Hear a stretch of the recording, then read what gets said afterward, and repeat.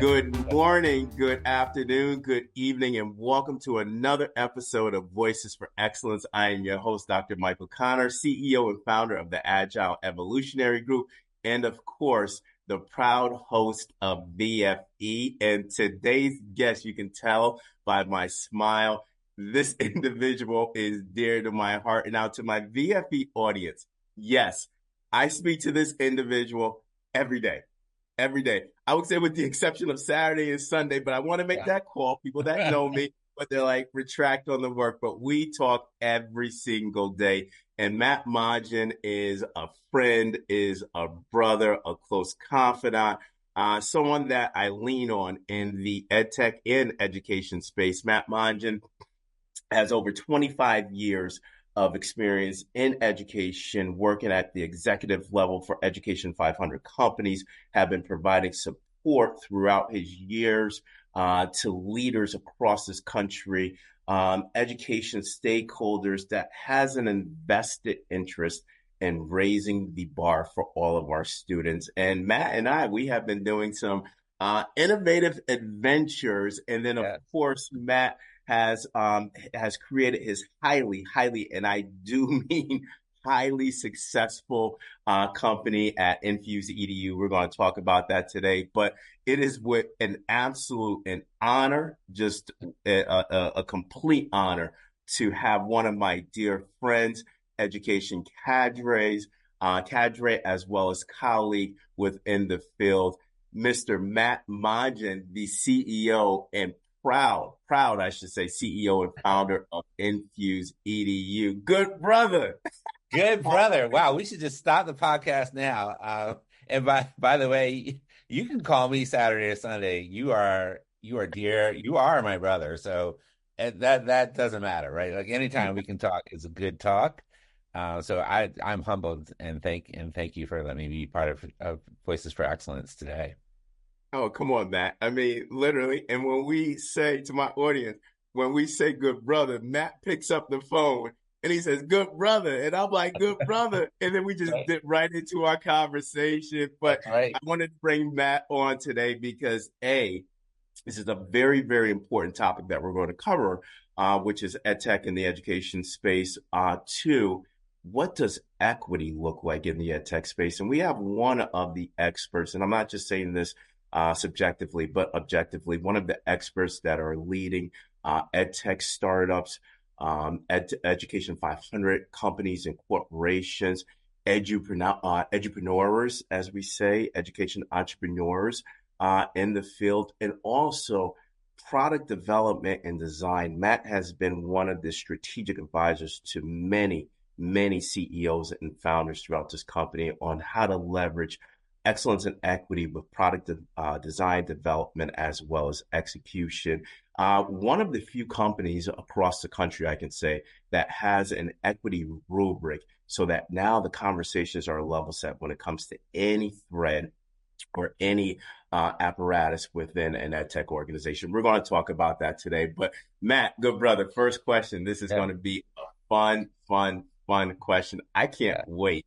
I can't wait to see what your response is. But of course, Matt, thank you because you have been in the education ecosystem for over 25 years with various leadership roles in the EdTech space. But for my audience that don't know you or do not know about Infusedu, what song? I'm sorry, I'm laughing because, brother, I apologize. But what song describes your excellence in equity work that leverages sustained outcomes for all? Let's go, Matt. I'm ready for this. I love this question, Dr. Connor. I love this question, Michael. I think it's awesome, but I have to ask, as a brother, I need two songs. Listen, you got to go. Got to. One side of I'm feeling a little angry. So one side of me, I feel I have an urgent need, and I'm calling anybody that's listening to this podcast or watching. We need to have an ally, and a stronger call for allies, right? We need this allyship, and we need to support those leaders who are like dedicated to supporting all their kids, including those students that are living in the most disadvantaged and marginalized communities. And Mhm. those leaders are finding themselves up against it, right? There's a machine dedicated to removing them from this work. We're seeing leaders like yourself, others, um, not in the superintendency. And that for that song, I'm thinking of Public Enemy. I'm thinking of Fight the Power, and that's playing in my head, right? So that song I think is right there with me, and that might date me a little bit, but that's that song. The other song, though, the other side of me, the optimist side of me, the side that you and I also work along, I think of Stevie Wonder's Sir Duke, and Yes. yes, right. So he talks about music as a world within itself, with a language we all understand, with an equal opportunity for all to sing, dance, and clap their hands. So what if Mhm. we took that music, that term music, interchanged it with education? And then he talks about later on, like all the greats like Basie and Satchmo and Ella and Sarduk. What if we put in Dr. Connors, Dr. Spence, Dr. White, Dr. Gordon, Dr. Einfeld, Yeah. Dr. Brown, all of them, right? Put them on, and the list goes on. But you get the picture of what we could do with that. So those are the two songs that are in my head right now. Absolutely, Matt. Thank you. One, right, when we talk about this strong call for allyship, very intentional how you use that word allyship because you're right. Public enemy, fight for power. We are seeing um, a transition of leaders at this alarming rate, right? And when Yeah, I just attended, Matt, as you know, I was in Las Vegas at the Urban Superintendents Collaborative, and the superintendent shared some messages that he received over the course of, I believe, a 60 to 90-day period because of the work that he was doing with regards to leveraging culture responsive systems and representation within his district. And he played the messages for us. yeah, And it was just absolutely alarming and disgusting yeah, on the with the message that he received. So how do we now continue to fight the power against this machine where I like to say there's this tension of recognizing the demographics and sociographics in our schools where we have to change the model versus people that want to continue to have this complicit standardized mainstream model that doesn't address all. So that's where we're seeing now this tension, and good leaders are leaving the field. But like you said, optimism with Sir Duke by Stevie Wonder and how we can continue to build that allyship, fight the yeah, power, and Sir Duke. Amazing contrast, but it is so true, Matt. And Sir Duke, I love that song. Just yeah, absolutely love Stevie Wonder. yeah. Absolutely love that song. But Matt, congratulations on starting your company. Thank you. Been highly successful in the EdTech space. The name of Matt's company is Infuse but moreover, you bring a divergent, and this is what's the differentiator, the innovation that is embedded within your company in the context of your strategy, product solution development, and organizational structures to impact other EdTech companies as well as CEOs and founders who are trying to leverage the equity and excellence and innovation initiative that we see in the AC stage of education. But for my audience, right, for my audience who are CEOs of a startup, Education 500 company, or an executive or C suite member of a corporation, what is the mission and the vision of Infuse EDU to support this vertical in the education ecosystem? Yeah, yeah. So our mission's really simple. Um, we seek to find the best innovative, research-backed, and equity-centered instructional resources and professional learning and bring them to kids, right? We want to bring them to those kids that are to all kids, but especially those kids that are in marginalized communities and the educators that support them. So, we're working with founders and CEOs that are like-minded, Mm. that have that at their heart, that want to do that hard work. And we continue to work with them. So if you're listening and you're a CEO and like, yeah, I want to make sure that my product and service, my professional learning, whatever it is, you want to bring that to those communities. Let's talk. Let's have that conversation because that is the mission. Absolutely, absolutely, Matt. And I'm proud to stand with you, stand with Infuse EDU, as well as your innovative and creative mind on your creating this arm of the Education Justice League. And oh man, I tell you, Matt, when I think about that creative arm that you created, and to my audience and out there for VFB, it is heavy weights that are part of this Infuse EDU team. But also, Matt, and I really want to start getting into this, right? Because this is what I love about your company and your work. And when you really talk about bringing solutions to students in awe, it's not just this subjective notion of what we think, but you measure it Right. from Yes. the context of what I call the Infuse EDU. And this is one of the major differentiators within your company. So, but I want to talk about the structured rubric, okay, that Yep. measures product and organizational functionality against different indicators of equity. Matt, wow. Okay. So I Yeah. really, and I want to repeat that for my audience because being in the EdTech space and also ed leadership space, but now moving over to the silo vertical around the EdTech space, to my education leaders out there, you do not see a rubric of this magnitude that brings this level set with regards to product and organizational threads as well as tenants to ensure that all aspects, coherence, right? This level of deep coherence, we're now focused on ensuring that there's that equity twist that brings it into schools. Now, Matt, from a product design and creation level set lens, okay, because I just absolutely amazed of how you're leveraging this in the ecosystem. How does the Infuse EDU equity rubric and the elements of the Justice League provide edtech companies the necessary support to ensure that they, as well as startups, are moving towards excellence in schools? Yeah. So the Justice League is our internal name. So we haven't taken it. We're not doing any type of copyright here, right? This is our internal Yeah, acronym or reference, but we and really if are. I can interject, if I can interject, please, because yes, whoever is out there, please do Yes, not sue VFE. Okay, do not that's right. sue Dr. Michael Connor. This is just in what we call ourselves. We are not blasting that out there as the That's right. Justice That's League. right. So thank Clarification you. purposes. Go ahead, Matt.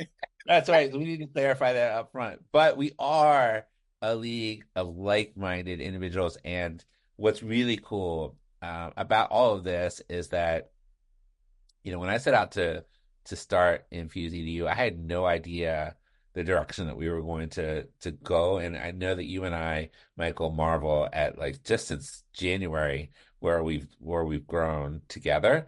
But it really is because of the expertise that we have on the team. So all of us have our own LLCs, but we all work together, and because of that, we have three former superintendents, one former deputy secretary of education, right? We have a brilliant mind in Max Brooks, Mhm. and we bring all of those mindsets and that experience. Michael, when I was trying to add it up, I think we have over like 130 years or something like that of experience in Wow. education and in ed tech. Although EdTech hasn't been around that long, but you lump it all together, right? And so because of that experience, we can and that alignment to a mission, we can scale rather quickly with our partners. But we also can give them insight that they hadn't thought of before, right? And so to help us stay aligned to that, we have this rubric that you modestly haven't admitted to yet, but you've helped to refine as well. And that rubric is it is weighty, but it does help us, you know, kind of work with our partners as they move um, across the spectrum, right? So it's got six components: equity, which is it's a big, broad scope. So we define that into different measures on a score of 1 to 4. Then we talk about diversity, but we don't look at just diversity for the sake of diversity. We look at how our companies diverse within themselves, And how are their products and services diverse? So does their output for kids match the kids that they're serving? We look at cultural humility as one component, and that might be a term that people aren't familiar with as much as they are with cultural competency. Mm-hmm. And when I was putting this together, I was thinking, well, the word competent has a finality to it, right? You become competent and then you're done. But you and I know that we're never fully competent, right? We're Right. always learning, right? And so that's where cultural humility is. Can I continually be learning and reflect the context and the the culture that I'm working with? I'll give you an Mm-hmm. example.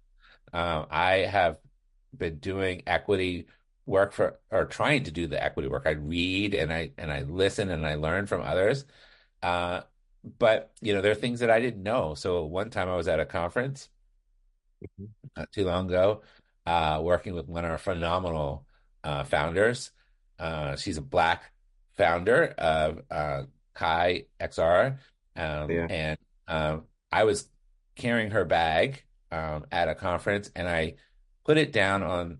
We were resting, and I put it down for like a second on the floor while I was getting her a seat, and I didn't realize that like you never put a Black woman's bag on the floor, right? Like, and she and I got corrected by Ingrid, who's the chief equity officer in Fairfax County, right? And I didn't do that. I didn't know like what I was doing, but I learned, right? And that's part of that cultural humility in my Yeah. journey, right? So I'll never do that again. But I also didn't know the local context, right, and the cultural context. So that was something that I had to learn about, but it made me stronger, it made me understand more, and led me into a conversation about like what else am I missing, right? So that cultural reflection about me and what can I continue to learn. Social impact and research round out the other two pieces. The research really is tied to the ESSA, the Mm-hmm. ESEA tiers, right? And then the other piece, the social impact piece, is really around like if we're going to take from a community in the form of funds, right? We're going to take money from a school district. How are we putting back into that same community? Mm-hmm. And that putting back doesn't necessarily mean money back. It could be jobs. It could be, um, you know, Yeah. uh, you know, community work, whatever. And then how are we challenging the vendors that support us to have that social impact? Um, so really, those are the points in the rubric that we use, and we work. Just because you're maybe scoring a 4 doesn't mean that you can't get to a 16, and we work along those rubric to do that.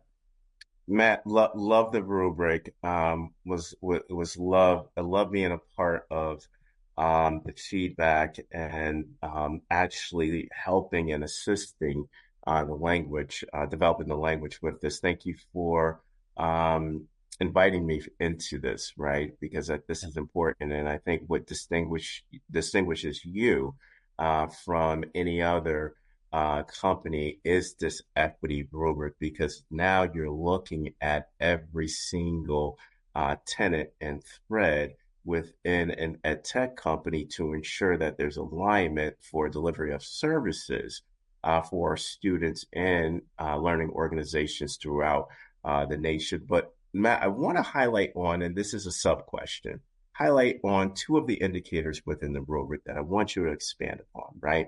Because you are 100% correct, both objectively and subjectively stating this with regards to cultural humility, right? I love the definition, or I should say the theme that you highlight is competency means completed. And when we look at humility in this context of continuous learning, right? Can you expand on product and services in the context of cultural humility for edtech companies as well as CEOs and founders? Because again, this is new learning in the edtech space, Yeah, especially now when you hear, I like to say key buzzwords or key buzz phrases. Cultural competence is one, right? But yeah, is used in context and vernacular, but is it really underscored within the organization and realized within the delivery of products and services? Yeah. So, can you, Matt, for our CEOs, startup founders, EdTech companies, C-suite leaders, can you just expand on cultural humility, that indicator within the InfuseEDU rubric? Yeah. So one, to all of those people that you just mentioned, thank you for making products to help our kids, right? That's important. But are you making products because you thought, man, this would be a great idea and I can make a lot of money? Yeah, Or are you making a product that reflects yeah, what that cultural context of where the students are learning? So are you absolutely. working? Yeah. So one of those pieces of that component is, are you working in partnership with the LEA, right? Or the district? Are you working, are you there shoulder to shoulder with those educators in the classroom? Are you talking to the superintendent and identifying ways that still hold true to your product, but refine your product so that you meet the needs and the vision of that district, and that leader, right? So the leader is responsible to the board, so they're a reflection of that community. How are you helping that community? And then reflecting back on yourself, like, what are you learning? Right? I shared this story, and I was vulnerable to you on this podcast because that was an aha moment for me. Well, if I was creating a product, how is that then learn? How is that impacted on the product that I'm creating or the product design? So we work along those lines in the rubric, um, and in the culture humility lens, right? So one is just, are you doing the research, right? Yeah. Are you looking like the communities that you're trying to serve? And they all are different, right? Every community has a different context, but are you looking at some ways that you can support? And then are you inviting those stakeholders in, right? Are you having roundtables? Are you having lunch and learns? Are you celebrating those Yeah. communities and educators, right? Are you constantly doing that, right? Are you getting surveys back? Things change, context change, products change. So how are you taking that feedback? And then, what are you doing as far as allowing the products or solutions or services that you have to adapt? So change over time. Because again, we're never going to be completely competent, and no product is the silver bullet. We know that in education. We know that no one product can do everything. So how are you continually using that information to get better? And Matt, so critical, right? Because when I think about product design, when I think about this level of iterating various features and functionalities of products, we have to take in consideration the new demographic in the AC stage of education, where within the next 2 years, the forecasted demographic percentage is that 57% of our students are going to be Black and Brown. So, this level of cultural humility in the context of not just isolated structures and systems in education, but moreover, the ancillary or external entities that support teaching and learning, that support innovative and creative structural designs, as well as systems integration and frameworks, is the product. So it has to be this cultural alignment between the shift in demographics, the needed shift that we're seeing in education structures and systems, but moreover, the work that you're presenting that in the context of supporting education technology companies as well as education 500 companies with regards to product design, where that level of cultural humility, you're integrating an important implicit node, Matt, which is around continuous learning, and Yeah. that is so critical in the education sector. But and I want to, and Matt, because again, forgive me because this is more subjective. I really want to expand on this rubric because I think these are the missing elements that are needed from an integration, redesign, and product development, as well as organizational strategy standpoint. These contexts or these different indicators within this rubric. What I haven't seen in the ed tech space that you're bringing, and I want you to expand on, and I apologize for expanding on this question, is social impact. Yes. Wow, right? And Matt, I haven't heard social impact used in the ed tech space on a regular basis. And what I mean by this, for level setting with my VFV audience, social impact in the context of our communities, in the context of our families, as well as providing this level of, I like to say, triangulation between communities, learning organizations, and the entity, the company in itself working in unison, very much aligned to the inclusive triangle. Matt, can you highlight, please, because this is new learning for a lot of people, social impact in the EdTech space? Yeah. So when I was set out to put this together, I wanted to figure out like who do I want to be, right? And how do I want to work? And I'm just one person. I can't affect a movement. I can't change the world. But if we can incent others alongside me or others, right? We can start to create a movement. And social impact's part of that. Mm, How are we going to incent and leverage our own goodwill yeah, um, to really help communities build capacity? yeah, And one way to do that is by, asking the the companies that we're working with, and we're blessed, Michael, to work with early stage, right? These people are still thinking and forming yeah, their companies to think socially about social impact, yeah, right? As funds diminish, as resources get tighter, how are the yeah. companies giving back to the communities? And I know, and I believe this to my very core, Michael, that if you Mhm. do well by community, by family, by schools first, not Absolutely. yourself first, but do well by them first, you will do Absolutely. well, right? Absolutely. Everything will be taken care of. So, um, on a social impact rubric, are you donating resources? Are you are you not just taking? Are you giving as well as receiving funds, right? So, Yeah, are you opening up doors to close that opportunity gap, right? yeah, Can your company have internships for kids? Can your company provide access to other people coming from that community to work there, right?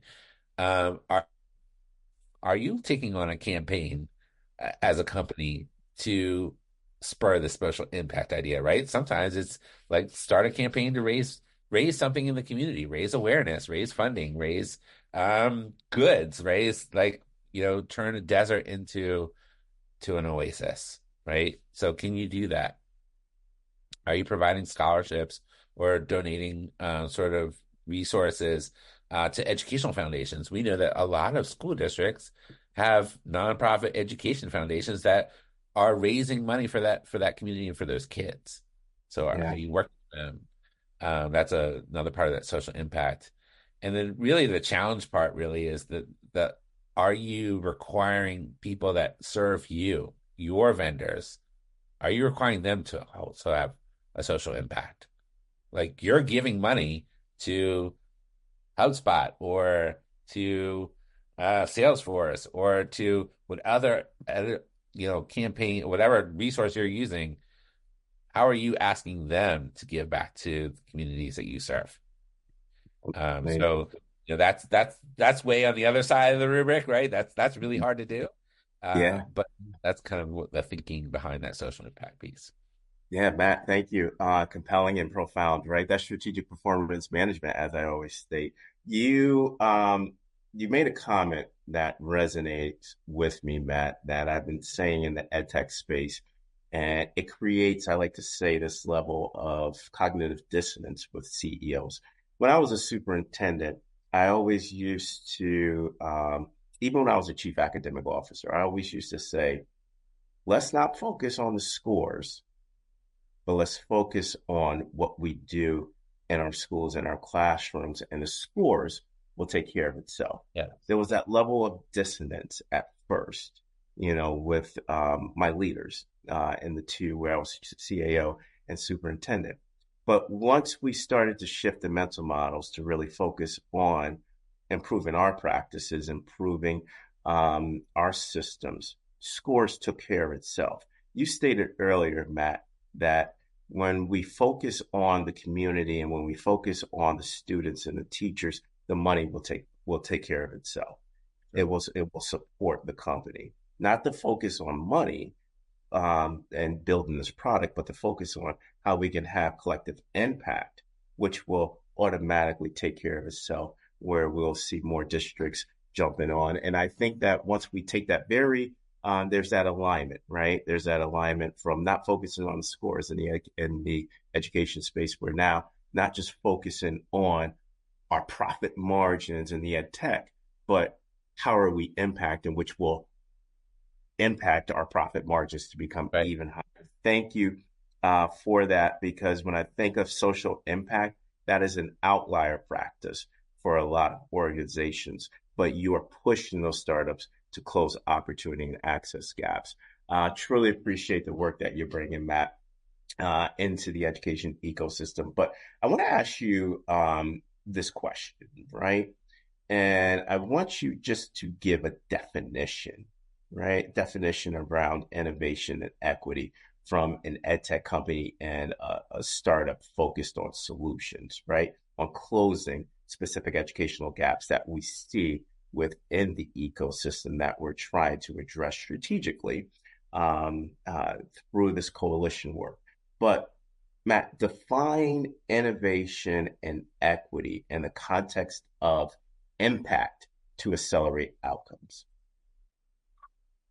Man, I think answering that question, I would be Dr. Monjan, right? That's a doctorate. I think that is something that maybe I need to work with you to publish, because that is a good question, and I need a second to digest that. But I think it boils down to how are companies considering how they increase access and opportunity, Yes, yeah. right?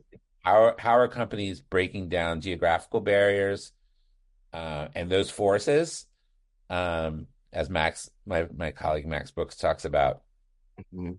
um, and how are they bringing high quality educational resources to those underserved areas, um, and are they flexible, right? Are they opening options so that teachers can differentiate uh, to those different needs.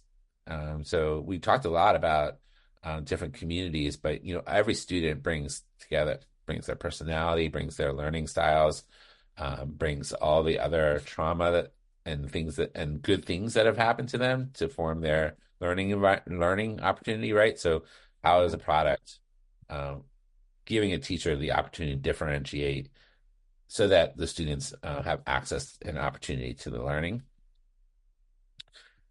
I would think that part of that definition would also have to include data-driven insights, right? Um, Absolutely. if we're truly going to do well by schools first, then we have to show that the efficacy. And so, are companies offering platforms that can analyze the data on performance, on um, also on resiliency? We're working with Yeah, a partner that is considering that resiliency, right? But yeah, that data-driven approach would really be important in part of that definition. And then I think like the last component of that would be really, are we empowering educators?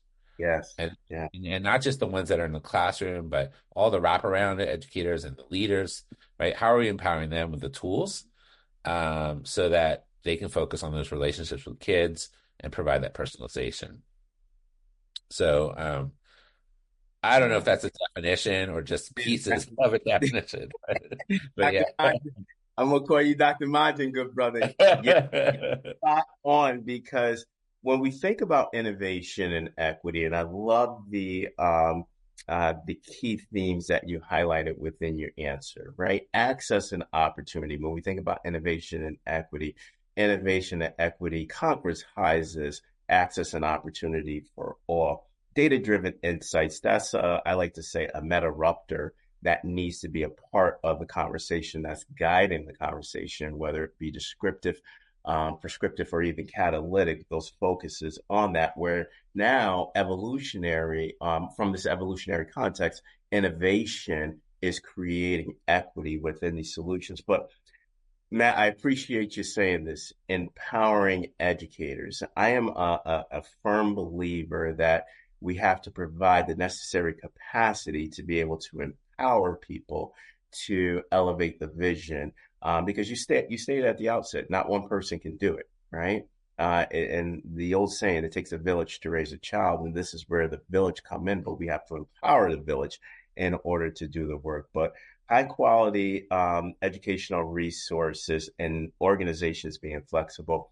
To my audience that is out there, and if you're a new CEO of a startup, or if you're a CEO of an existing EdTech company or even Education 500 company, I can tell you this. This is objectively and subjectively stating this, is that you have to have a conversation with Matt Monjan, and a shout out to Max Brooks, another individual who is really making great changes within the education paradigm for EdTech companies, as well as Education 500 incumbent companies, as I like to say. Please just have an initial conversation with either of these individuals, because again, you won't look at your company in the same manner. And I'm saying this from a positive or asset mindset lens, because it's challenging your existing nodes of your company to be able to go deeper to reach all, right? I like to reference, Matt, Professor Michael Tushman's work, that we have to continuously exploit and explore, exploit our archetype, exploit our prototype, and exploration, intentional exploration, to be able to continue to iterate around the edges. But Matt, yeah, if I'm a new CEO, or if I want to start this new company as a startup, or if I'm a entrepreneur per se, right? And I want to focus on successful relationships with superintendents and education stakeholders from various learning organizations. What advice would you give me as I'm going in and I'm meeting a Dr. Monjan, who is superintendent X, or Dr. Monjan, who is the CAO, Chief Academic Officer, Assistant Superintendent of Teaching and Learning for Y? What is maintaining a good relationship, and how is this defined through what I like to say strategic partnerships? Yeah. Yeah. So probably part two of the doctorate, right? I think there's a lot that goes into that, but I think that's also why we've been so successful as an organization. And I would say that's because we're authentic and mission driven, right? Mm-hmm. So we represent who we are unabashedly, and we really sit down with leaders to understand their vision, right? So a lot of listening first before speaking, and then really leaning into that doing well by schools and districts first. If you do those things, then that relationship piece is going to come along, right? Because we're there to help the superintendent and his or her vision, but we're doing it in the service of kids. And so if you're a leader within a school district, I mean, that's what you're concerned about, right? Regardless of where you are at the site level or all the way up at the district level. And if you can show that and be there as a support and as a cheerleader and as a counselor and does all those other things, that will help with those relationships and drive that authenticity, right? That is needed. Absolutely. And Matt, thank you. Right. Because I know when I was a superintendent and I was evaluating various products, right? Various solutions. One, I wanted that potential partner to understand our core priorities, our strategic priorities within the district. How are we going to be able to leverage those specific instructional and operational imperatives? But exactly what you stated, that authentic relationship with me and the other stakeholders within the teaching and learning organization. And that's where, Matt, I think that sometimes there can be, I like to say, a divide of is this organization or is this potential EdTech partner doing this for the quote unquote money? Or are they really in this to elevate the vision and really be immersed in this ethnographic approach in my community to ensure that there's that level of social impact and cultural humility with their product? And that comes through relationships, right? Dr. Right. Bill Daggett always talked about it. He reversed it within his rigor relevance framework, where now relationships leads to relevance. I believe it's relationships. It's not rigor, relevance, and relationships anymore. Is Right. relationships, relevance, and rigor, and relationships as that key priority thread in order to elevate any product, any solution, or any outcomes. But Matt, last question, good brother. You made it. Yeah. You Yeah. made Woo. it. Yeah. I do want to say though, we've been helping you. I can't teach you how to be authentic, right? Mm-hmm. Authentic is authentic, right? But we have been working with our EdTech partners on things that you need to components that you need to do include as you build your outreach, not just your relationships, but all your outreach. So we've been synthesizing that down into some key components and some key courses that can be taken asynchronously. They're not going to teach you how to be the most authentic person ever, right? That's on you. Yep. But Yep. those are components. There are components that all districts need and what to look out for. So we're putting those together into some And courses. So that's pretty cool too. And Matt, I apologize. I failed to highlight that earlier in the podcast. But yes, this is another differentiator that I completely forgot to bring this up. That yes, Infuse EDU run important courses for CEOs, ed tech companies, as well as Education 500 companies. Can you just elaborate on your course sequence and series that you created? Yeah. So we're still working on them. And Michael and you we're collaborating together on the relationship piece, which will have a simulator, um, like things like just don't come ask me what my budget is, right? But um, but we've released one about understanding funding streams through the lens of partnership.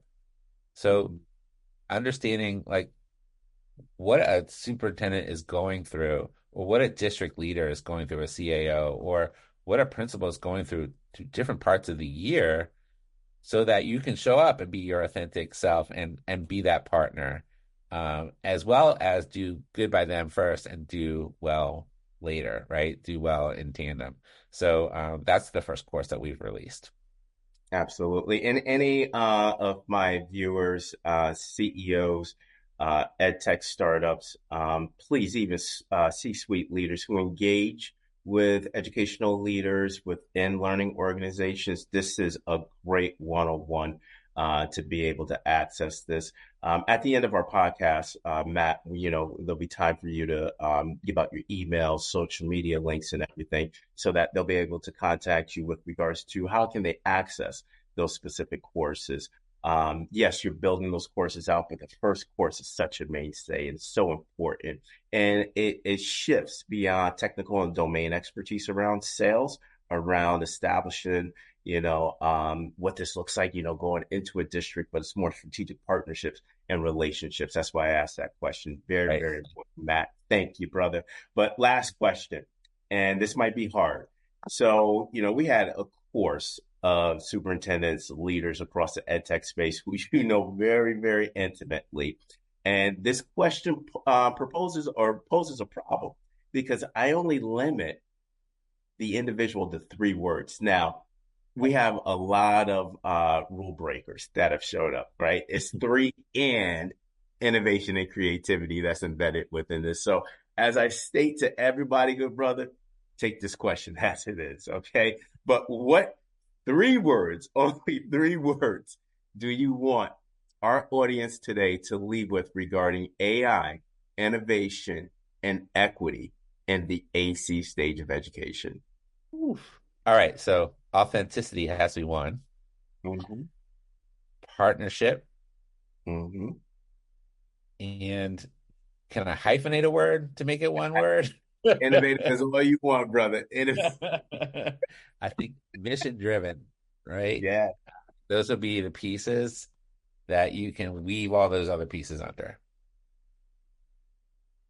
Can you elaborate, Matt? Because those Yes. are All right. three important words. I always usually follow up. People stop, and then I'm like, you got to elaborate. You can't just Okay. like, I think that like AI right now, it's this incredible tool, right? But we're just getting started, right? So today, this moment, AI is the worst it's ever been, right? So it's exponentially growing.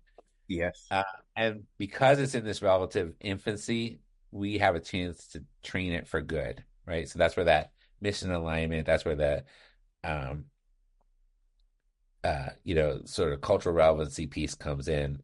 Um, and if we can start to train that AI to incorporate these cultural relevant research and context that we talked about earlier, the local context, then the output mhm, should be good. So we've been lucky enough to work with founders around that, right? That mission driven piece, that partnership piece, I think are equally important. Um, absolutely. and because we're seeking to understand first through both those pieces, the partnership and the mission alignment, we're also going to start to think about, how can we help in the AI context, our districts help their students think about how can those students become even more critical thinkers, right? So just because AI gives us some information, it doesn't really mean that it's gospel. So how can we work all together along this mission of equity and access for all so that we also are embedding a sense of curiosity in our kids that want help them dig deeper and validate the information they're receiving and so that they have that skill and disposition to do that while we continually develop, right? And there's that cultural humility piece that continually develops. So there's my elaboration on those three words. Hopefully all fit together. um, Absolutely. And Matt, just personally saying thank you, right? Because authenticity, partnership, and mission driven, that exudes who you are as an ed leader, as well as your work in the EdTech space and education ecosystem as well. That level of authenticity is so important. Partnership, but everything that we ground our work in has to be mission driven. Every aspect of it. I always used to ask when we used to come up with certain things that we had to unpack and interrogate with depth and breadth. I always ask the question: is this good for kids? Right, and that's going back to our decisions going to impact kids in a positive way, where we know that it's mission driven. Matt, thank you so much. Thank you so much Thank for you, coming Michael. on, good brother. Really, really appreciate you. I appreciate everything you're doing in the space as well. That's why, I'm a huge partner, huge fan, as well as a friend and a brother to you. But for my CEOs, EdTech leaders, as well as other stakeholders within the ecosystem, if I want to look at my product, examine my organizational structures, cultural structures, or even product functionality in the context of whether it be the Infuse EDU work, rubric, whether it be your videos that are being developed, or more importantly, having domain experts come together in an interdependent manner to be able to address their specific business problems. How would they be able to get in touch with you, Matt? So the you can email us at matt.monjan, Monjan, at infuseedu.com. You can go to www.infuseedu.com and book a meeting there too. Or you can go look me up on LinkedIn. Let's connect together, build our community together, and there's connections there as well. So LinkedIn, go direct to the website, give me a direct email, all that works. Talk to Michael. He can get you in the right direction too. But yeah, um, if there's a mission that there's work that can be aligned to this mission, we're happy to talk. Absolutely. And to my audience and my viewers out there, please it's a good conversation. Get in contact with Matt. And I tell you, you'll come back for a second meeting. I can guarantee you of that because he will challenge you from a continuous learning standpoint, even if it's just an introductory call and an exploratory call. So Matt Monjan, the CEO, founder of Infusedu. Thank you, good brother. You made it through. Thank you. That was awesome. I'll do it again anytime. You can call me Oh, on you're gonna come Saturday. back. That's right. There will be. We are planning to, and this is now unveiling on your show. We are planning our little mini EdTech month that we're going to have on VFB, and we're going to have a good roundtable where you're going to be invited, Matt. So that is going to be coming soon. Look forward to it. And on that note, onward and upward, everybody. Have a great evening.